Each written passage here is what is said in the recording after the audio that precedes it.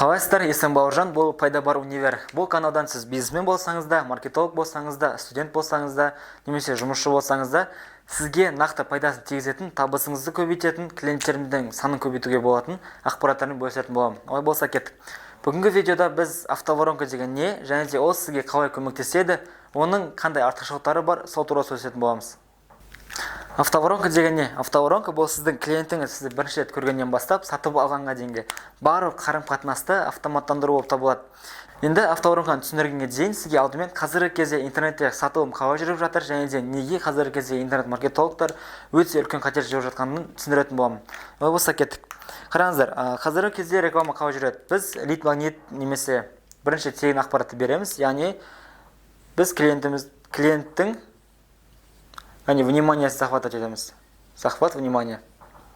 Енді қараңыздар, осы кезде сіз клиентке қандай да бір ақпаратты ұсынасыздар. Мысалға, менде қандай да бір курс бар, SMM курсы бар, менде копирайтинг курсы бар, немесе товар болатын болса, менде арнайы ойыншықтар бар, балалардың телефонға арылтатын, яғни телефон сатып алуға көмектесетін, немесе менде телефондар бар, сатылымға шығарып тұрған, немесе менде әртүрлі камералар бар. Яғни блогерлерге арналған камера, студенттерге арналған камера деген сияқты, және тағы басқа. Сәйкесінше қараңыздар, біз не істейміз? Қазіргі кезде рекламада менде осы зат бар, менде бар, және де сатып ал, яғни тікелей сатылым. Түсіндірсіз ме? Реклама көрген кезде сіздерде Инстаграмда листать етіп отырған уақытта байқағандарыңыздай әртүрлі реклама шығады. Обучение, немесе курс. 990 теңгеге қандай да бір курс сатып ал, немесе Инстаграм курсын сатып алда, осындай нәтижеге жет. Яғни көрдіңіздер ме? Тікелей қандай да бір адамға сатылым жасап тұрғандығы. Енді осы кезде қандай болады? Осы кезде ол қандай да бір 100 адамның клигін алу үшін 10 мың адамға, мысалы реклама жіберді, 10 мың адамға, оның 1000 адамы қызықты. Мысалы ретінде айтайын. Және де осы 1000 адам қандай да бір лендинг пейджға кіреді, айтайық, 5 блогы немесе 4 блогы бар. Не үшін сатып алу керек, қандай курс, жаңағы қандай нәтижеге жетеді, және кімдерге арналған деген 4 блогы бар болсын. Енді қараңыздар, осы кезде қандай ақпарат, қандай іс-әрекеттер болып жатыр. Сіз 1000 адамды әкелу үшін, қысқасын, 1000 адамды әкелу үшін жуықтап, яғни примерно алған кезде бір 30 мың теңге жұмсадыңыз таргеттен. Мысал ретінде айтып тұрмын. Және де осы кезде сіз 30 мың теңгеге 1000 адамды кіргіздіңіз осы лендингке. Және де 1000 адамнан 100 адамы ары қарай қызықты, бірақ та қалған 900 адам қайтадан шығып кетеді. Мысалы, сәйкесінше қараңыз, сіз тікелей сатылым жасаған уақытта өзіңіздің товарыңызды, өзіңіздің қандай да бір услугаңызды, немесе өзіңіздің курсыңызды, тренингіңізді тікелей адамдарға сатқан уақытта ол адамдардың 90%-ға жуығы, яғни бұл жерде 1000 адамнан 90% 900 адам, жай ғана ол курсқа дайын емес, немесе сіз оған дұрыс өзіңіздің курсыңыз жайлы ақпарат берген жоқсыз, немесе ол адамдарды тағы да кішкене ары қарай көмектесу, ол адамдарға түсіндіру, ол адамдарға кейбір ақпараттар беру арқылы ол адамдарға жақсырақ түсіндіру керек еді. Сәйкесінше сіз мына 900 адамға жай ғана өзіңіздің жіберген 30 мың теңгеден 1000 адам үшін 3000 теңгені пайдаландыңыз. Қалған 27 мың теңге, примерно айтып жатырмын, 27 мың теңге жай ғана ауаға кетті. Сіздер бір рет көрсеттіңіздер рекламаны 1000 адамға, оның 100 адамы қызықты, қалған 900 адам просто кетіп қалады. Яғни сіздің 27 мың теңгеңіз былайша айтқан кезде слив болды, унитазға кетті. Енді осы кезде, яғни көріп тұрғандарыңыздай, қателік бұл сіздер мына 100 адаммен жұмыс жасау барысында қалған 900 адам сізге жайдан жай лендингке, яғни сіздің арнайы одностраничный лендингке кірген жоқ қой. Олар арнайы бір ақпарат іздеп, сол жерге кішкене болсын қызығып, немесе сол жерге қандай да бір өзіндік бір қажеттілігін шешу үшін кіргендігі анық. Бірақ та сіздер ол 900, яғни 90% адаммен ешқандай жұмыс жасаған жоқсыздар, және де олар қайтадан шығып, ары қарай кетіп қалды. Сәйкесінше нені көріп тұрсыздар? Бізде өте көп адамдармен дұрыс жұмыс жасап жатқан жоқ, 90% адамдармен. Ол бір. Екіншіден, біздің өзіміздің сума, яғни ақшамыз, рекламный бюджетіміз өте қатты далаға жіберіліп жатыр. Бұл екі. Үшіншіден, сіз сияқты конкуренттер де өте көп жұмыс жасап жатқанда, яғни тура сіз сияқты басқа да конкуренттер, басқа да тауар сатылымдар, басқа да тренерлер жұмыс жасап жатқандықтан сіздің рекламаңыздың бағасы қайта-қайта өсе береді, ал клиенттердің саны қайта-қайта азая береді. Неге? Себебі сіз сияқты тағы да басқа 10 адам бар. Енді осы кезде жалпы қалай жұмыс жасау керек, немесе жаңа технологияларды қалай қолдануға болады, осы кезде сіздерге автоворонка көмектесетін болады. Енді қараңыздар, автоворонка қалай жұмыс жасайды және де неге автоворонка сіздерге көбірек клиент әкеледі, неге сіз автоворонкамен арқылы клиенттермен автоматты түрде көбірек жұмыс жасай аласыз, және де неге сізден басқа конкуренттер дәл сіз сияқты автоворонканы мүлде жасай алмайды. Яғни сіздің автоворонкаңызды бірге бір көшіре алмайтындығы туралы айтып беретін боламын. Автоворонканы қалай құрастырамыз? Автоворонка құрастыру бұл қандай да бір ойыншық, яғни пазл болсын, немесе лего болсын, құрастырған сияқты бір арнайы бір шаблондарға дайындалған арнайы шаблондар арқылы жасалынатын процесс болып табылады. Енді сіз автоворонка құрастыру үшін ең алдымен не істейсіз? Сіз бірнеше дұрыс сұрақтарға жауап бересіз және сол сұрақтар арқылы өзіңіздің автоматтандырылған автоворонкаңызды құрастыратын боласыз. Бірінші сұрақ қандай? Яғни мен қандай нишада жұмыс жасаймын? Мысалға ойыншықтар сататын ниша, под ниша, именно қандай ойыншықтар, кімге арналған, немесе дәл қандай ойыншықтардың желісі, яғни осы кезде біз Қытай тауарлары, Қытайдан келетін ойыншықтардың немесе керісінше, немесе қазақтардікі дәл Қазақстанда шығарылатын ойыншықтар тізімі. Ал тауар бұл арнайы планшет. Мысал ретінде планшет, және де ол планшет балалардың тек қана ойыншық ретінде ойнау емес, сонымен қатар ол балаларға арнайы ән айтуды үйретеді, ара-тұру қасиетіне байланысты ол кішкентай, мысалға 10 жасқа дейінгі балаларды сөйлеуіне көмектеседі, ол балалардың әріптерді тануына, ол дұрыс мультиктер көруіне, яғни дұрыс идеология қалыптастыруына, қазақ тілін үйретуге, ағылшын тілін үйретуге деген сияқты арнайы планшет. Яғни көріп тұрса, бұндай планшеттің рекламасын сіз арнайы бір менде осындай планшет бар, оның осыншама қасиеттері бар деп оны 1 минутта немесе 15 секундта айтып жеткізу мүлде мүмкін емес. Ол бірінші. Екіншіден, бұдан басқа да планшеттерден сіздің планшетіңіздің қаншалықты артықшылығы бар, қандай функциялар бар екендігін бірден түсіндіре салу, яғни бірінші рекламада түсіндіру мүлде мүмкін емес. Енді осы кезде біз не істейміз? Осы ең алдымен осы планшетке мысал ретінде айтып жатырмын. Қандай да бір планшет, ойыншық планшет болуы мүмкін, бұл басқа да бір ойыншық болуы мүмкін. Бізге осы планшеттің ең алдымен свойстволары, яғни қандай да бір қазіргі кезде ода бар қасиеттері. Мысалға, ол осындай тілдерге үйретеді, 5 тілде сабақтар береді, немесе 3 тілде сабақтар береді, тілін дамытуға көмектеседі, ара-тұру қасиеттерін көмектеседі, одан кейін телефоннан құтылдыруға көмектеседі. Мысалға, телефоннан құтылады, неге? Себебі адамдар, яғни балалар оны планшет, телефонға қарағанда қызықтырақ, және де планшет балаларға телефонға қарағанда бірнеше есе жақсырақ болғандықтан телефоннан құтылады деген функциялары бар, яғни құтылуға көмектесетін. Осы кезде біз не істейміз? Біз осы планшетті ең алдымен қандай тауар, яғни тауардың өзіне анализ жасап аламыз, оның қандай функциялары бар, қандай пайдасы бар. Одан кейін оны біз кімге сатамыз деген сұрақ. Біз біріншісінде, яғни ниша, под ниша, қандай тауар деген сұрақ қойдық.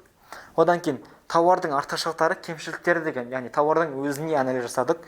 Келесі қадам, біз кімге сатамыз? Осы тауар кімге керек? Бұл бизнесмендерге керек болуы мүмкін. Ол қалай? Мысалға, B2B ретінде мен планшетті шығарушы адам ретінде әртүрлі сату орындарына, әртүрлі базарларға, немесе әртүрлі торгово-развлекательный центрлерге апарып, өзімнің планшетімді арнайы тікелей бизнесменге сатуыма болады. Яғни бұл B2B ретінде. Немесе екіншісі, мен студенттерге, немесе үйде отырған ата-аналарға сата аламын. Неге мен үйде отырған ата-аналарға? Себебі үйде отырған ата-аналар өзінің баласын қалай телефоннан арылдыру керекін, бірінші болі, яғни бірінші қажеттілігі. Екінші қажеттілігі ол баланы, яғни оқытуға, арнайы білім беруге, немесе дұрыс бағытта тәрбиелеуге арналған арнайы балаларды қызықты оқытатын бір ойыншықтар жоқ екендігінде. Немесе қазіргі кезде Қазақстанда бар ойыншықтардың барлығы, бұлар куклалар, немесе кукла Барби, одан кейін екіншісі Лего, одан кейін конструкторлар деген сияқты, бірақ та дәл баланы тәрбиелеуге, сонымен қатар балаға қызықты болатындай ешқандай да ойыншықтың жоқ екендігі. Сәйкесінше біз осындай ата-аналарды, немесе студенттерге қалай? Бізде өзінің бауырлары, қарындастарына арнайы бір сыйлық жасағысы келетін, немесе орын туған күндерінде 8 наурыз мейрамына байланысты кішкентай балаларға сыйлық жасағысы келетін, бірақ та жақсы сыйлық таппай жүрген студенттер ретінде қарастыруымызға болады. Яғни бізде не істедік? Өзіміздің кімге сататынымызды әртүрлі сегментке байланысты ортақ ұқсастықтарына қарай бөліп алдық. Бұл келесі кезең. Енді қараңыз, біз әр қайсының арнайы қажеттіліктерін, яғни біздің тауарды, немесе сіздің тренингіңізді, немесе сіздің қандай да бір услугаңызды қажет ететін, оның қандай қажеттіліктері бар, осыны анықтайтын боламыз. Мысалға, үйде отыратын ата-аналар жаңа айтқандай жақсы бір ойыншықтың жоқ екендігі, екіншісі ол баламен ұзақ уақыт жұмыс жасай алмайтындығы, үшіншіден ол баланың қазір кезде өте қатты телефонға тәуелді екендігі, яғни телефоннан баласы алмайды, әртүрлі мультиктер көреді деген сияқты. Бұл түсінікті деп ойлаймын. Яғни дәл қазір кезде үйде отырған ата-ананың қандай қажеттіліктері бар балаға байланысты, біздің тауарымызға байланысты. Сәйкесінше қараңыз, біз осы ата-аналар тобы боламыз. Біз үйде отырған ата-аналарға тікелей сатылым емес, ата-аналардың қажеттіліктері, яғни балалардың денсаулығы, балаларды қорғауға байланысты арнайы жарнама жібереміз. Яғни балаларға Қытай ойыншықтарын тигізетін кесірі немесе тигізетін зияны қандай. Дәл қазір слайд жаса немесе подробный батырмасын басу арқылы арнайы чек-листті ал. Мысал ретінде айтып тұрмын. Немесе екінші, балаларды ойыншықтарды қолдану арқылы қалай қазақи тәрбиеге тәрбиелеуге болады. Немесе балаларды ойыншықтарды қолдану арқылы қалай оның бойында бар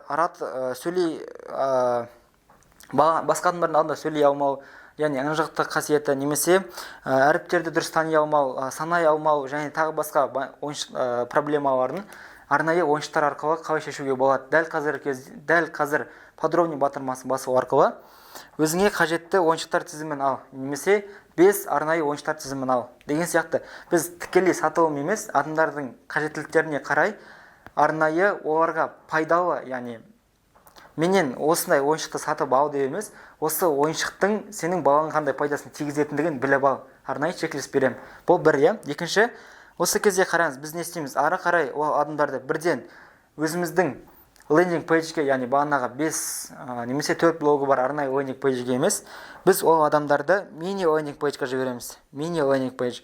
Мини лендингтің басқа лендингтерден қандай артықшылығы бар? Ол жерде оның мақсаты, бұл жердегі мини лендинг мақсаты адамдардан номерін алып қалу және ол номерді автоматты түрде сату бөліміне жіберу. Бұл бірінші. Екіншіден, ол адамдарға арнайы Фейсбуктан, WhatsApp'тан немесе Telegram өзіңе ыңғайлы қандай да бір мессенджер таңдап ал.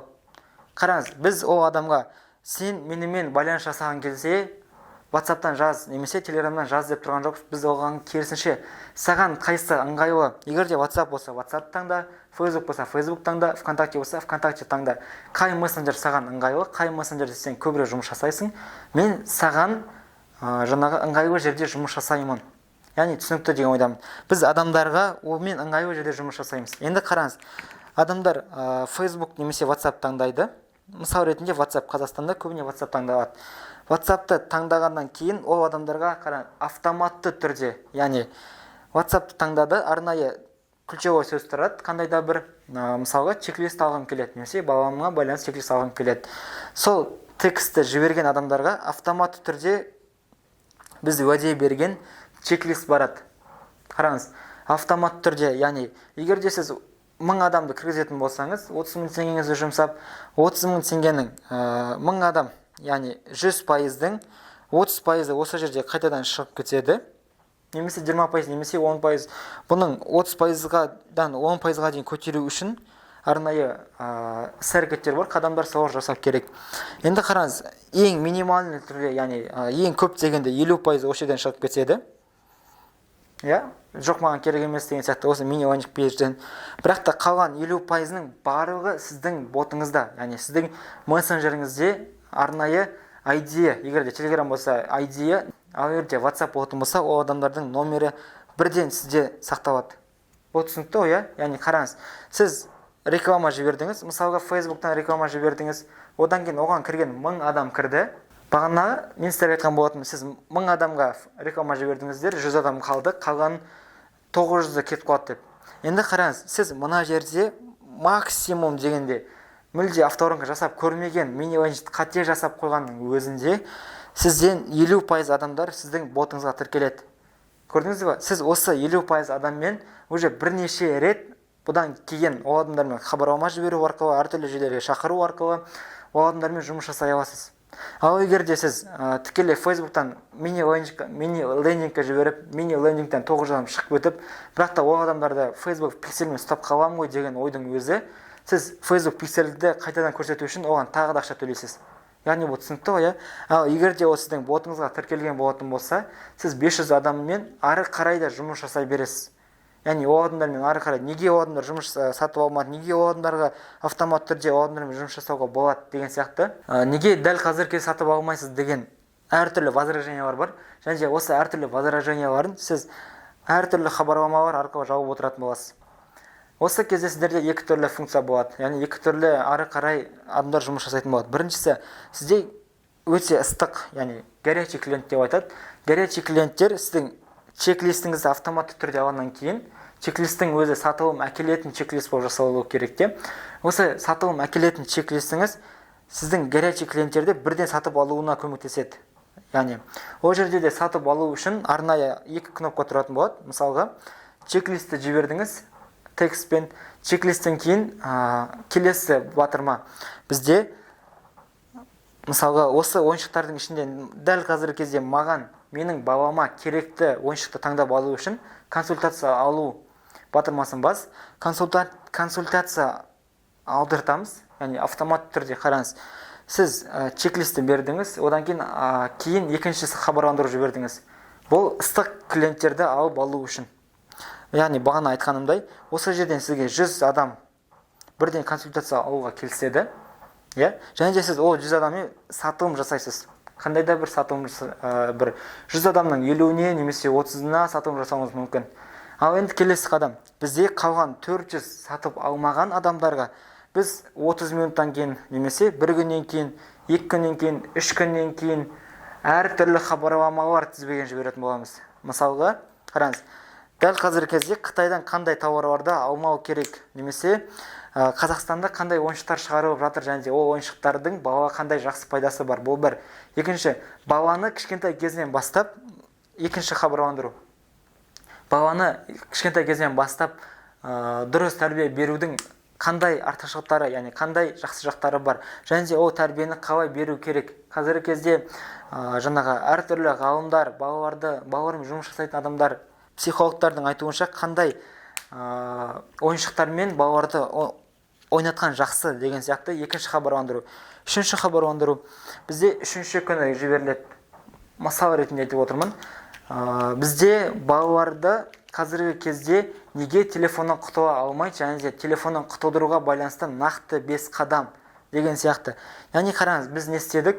Ең алдымен жалпы Қазақстанда қандай ойыншықтардың бар екендігін айттық. Екінші, ол ойыншықтарды кім ұсынып жатыр? Яғни қандай психологтар, қандай ғалымдар ол ойыншықтарды зерттеген, қандай орталықтар ол ойыншықтарды шынымен де балаларға пайдалы екенін айтқан.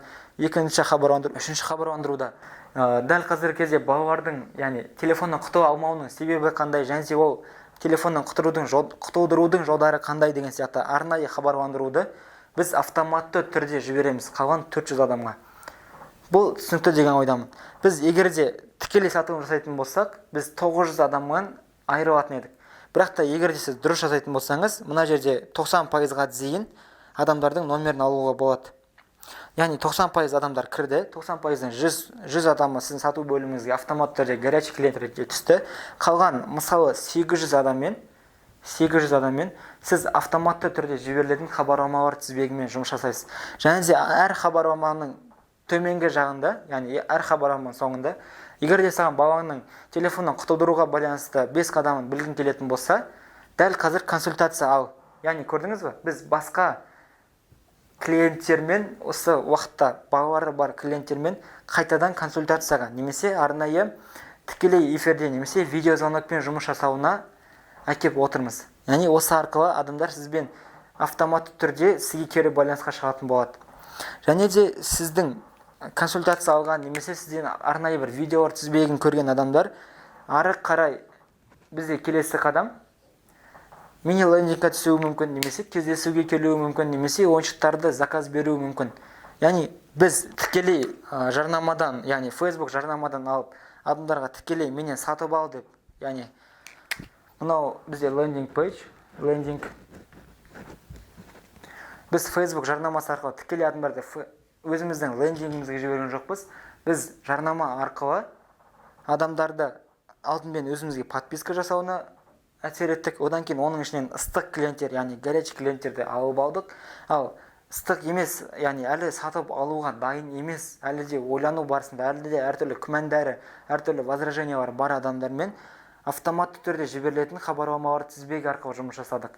Және де осы хабарламалар тізбегінің барлығының нәтижесі немесе консультацияға, немесе кездесуге әкеліп соқтырады. Және де консультацияда, кездесуде сіз ол адамдармен ары қарай сатылымға жұмыс жасайсыз. Яғни бұл жерде сіздерге өте маңыздысы автоматты түрде қанша жерден адамдарды жалатқаныңызбен сізге соңында консультацияда немесе ол адамдармен мысалы сатып алуына көмектесу үшін міндетті түрде сату бөлімі керек болады. Сіздің клиенттеріңіздің жасы қаншалықты жоғары бола береді, сіздің сату бөліміңіздің де маңыздылығы соншалықты өседі. Неге? Себебі бәрібір де адамдарды хабарламалар тізбегі барысында қызығуы мүмкін, бірақ қызыққанның өзінде де ол адамдарды тағы да адамдар сөйлесу барысында адамдарға көндіруі, адамдарға сенуінің арқасында сіз ол сатылымыңыздың санын бірнеше есе өсіресіз. Яғни осы кезде қысқаша бір есеп математикалық, мына жер сіздерге түсінікті болады деген ойдамын. Facebook рекламасында таргетингке біз 27 мың теңге, 30 мың теңге жібердік. Енді қараңыз, біз Facebook рекламасына 30 мың теңге жұмсадық. Одан кейін 30 мың теңге жұмсаудың арқасында өзімізге 700 подписчик жинадық. Мысалға, оның 100-і бірден сатып алдық. Қалған 600-мен біз тағы да жұмыс жасау арқылы 600-дің 300-ін ары қарай сатып алуына көмектестік. Яғни, оның адамдарға сатып алуына, яғни сізде 400 сатылым болды. Көргендеріңіздей, тікелей сатылымнан көрі автоматты түрде адамдармен сату арқасында сізде қосымша 300% артық тікелей сатылымнан көрі артық пайда келіп жатыр. Яғни автоворонканың автоматты түрде адамдармен жұмыс жасау, чат-бот мессенджерлерін қосу, адамдардың бойлері, яғни қажеттіліктері нақты анықтау, оларды таргеттер дұрыс анықтай алу, және де таргеттен ол адамдарды өзіңізге подписчик ретінде жинау. Мысалға, арнайы Facebook'қа, ВКонтакте немесе Телеграмға ол адамдарға қызықты жерде подписчик ретінде жинап алу, және де ол адамдармен ары қарай автоматты түрде әр хабарламалар арқасында жұмыс жасап, call to action ретінде өзімізге консультацияға шақыру, және де консультация барысында ол адамдарға өзіміздің товарымызды сату. Яғни байқағандарыңыздай, бұл тікелей сатылым емес, бұл адамдарға автоматты түрде сатылым жасау, бірақ та автоворонканың нәтижесі сіздің 100 адамға тікелей сатқаныңыздан көрі, мысалға 1000 адам клик ретінде кірді, оның 100 адамына сатып алғаннан көрі, сіз 1000 адамның 400-іне сататын болсаңыз, сіздің пайдаңыз тікелей сатылымнан 3 есе жоғары болады. Бұл түсінікті болды деген ойдамын, және де автоворонка сіздерге толығымен түсінікті болды деген сенімдемін. Егер де осы видео сізге ұнаған болатын болса, онда лайк басып, подписаться батырмасын басыңыз. Себебі алдағы уақытта автоворонкаға байланысты, автоворонканың бөлімдері қалай жүргізіледі, қандай хабарламалар жіберу керек, қалай адамдарды дұрыс подписка жасауына болады, таргет қалай жіберу керек деген сияқтардың барлығына нақты жауап беретін боламыз. Жақсы.